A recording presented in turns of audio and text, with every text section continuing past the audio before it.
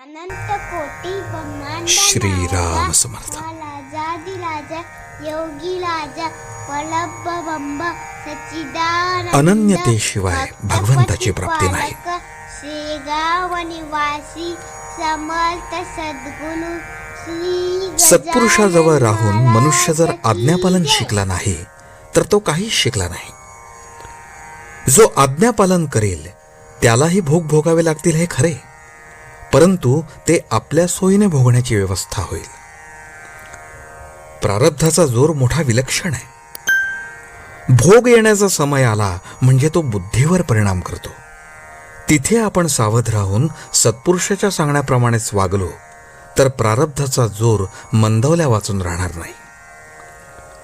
प्रारब्धाने बुद्धीमध्ये काहीही विचार उत्पन्न झाले तरी त्याप्रमाणे वागणे अथवा न वागणे हे आपल्या हातामध्ये आहे. आणि म्हणून तर मनुष्य हा श्रेष्ठ आहे.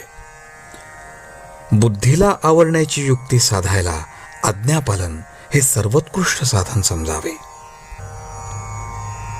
विकार हे काही मुळात टाकाऊ नाहीत, ते भगवंतानेच दिले आहेत. म्हणून जीवनात त्यांना योग्य स्थान असेलच असेल.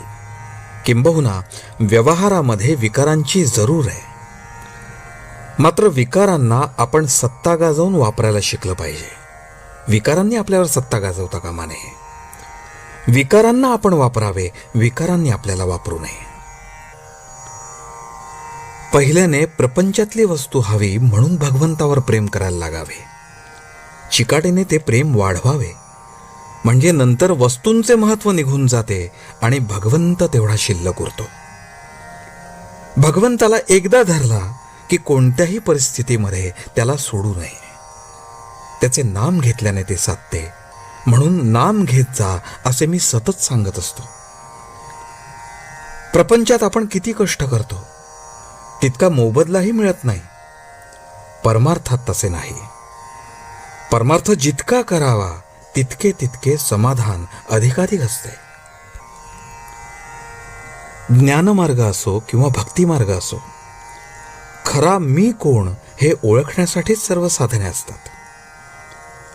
आज आपल्यापाशी खोट्या मीचे प्राबल्य आहे, ते नाहीसे करणे जरूर आहे.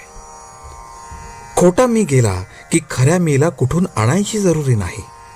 तो प्रत्येकाच्या अंतःकरणामध्ये स्वतः सिद्ध आहेच. म्हणून खोट्या मीला मारण्यासाठी भगवंताचे दास्यत्व पत्करणे फार आवश्यक असते.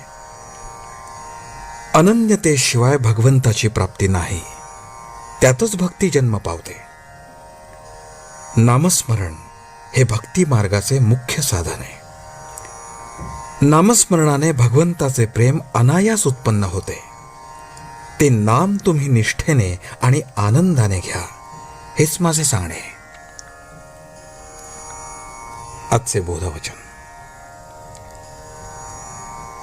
काहीही केले तरी शेवटी नामाशिवाय गत्यंतर नाही, तर मग ते घेण्यास विलंब किंवा चालढकल करण्यात काय हशील आहे. जानकी जीवन स्मरण. जय जय राम.